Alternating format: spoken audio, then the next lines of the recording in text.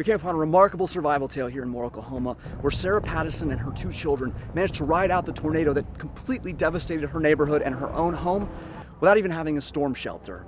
They just were in the right place at the right time. First I met her father, who told me he was amazed that she survived. How'd they manage to do that? Luck. That's all there is to it. I don't mind climbing. He offered to take me back into the rubble of their home to introduce me to Sarah. We were in the hallway, had this mattress pulled over here on top of us. It leaned up against this wall. Normally, I can't even move that mattress on my own, and I got in the house, got the kids down here, grabbed the mattress out of that room, and pulled it off the bed and into the hallway in one swift movement, you know.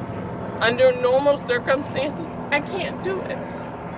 So Motherly instincts kicked in. Mama Bear kicked in. How old are they?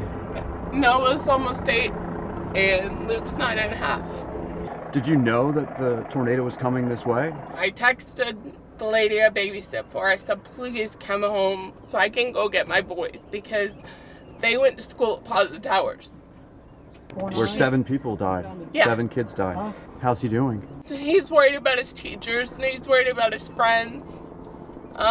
You know, he's asking about them. While I was back there, Sarah's husband made what they consider a miraculous discovery, a family cat belonging to Sarah's mother. Oh, you just found her? Yeah, I just found her in the closet. That's my mom's cat. Come here, baby.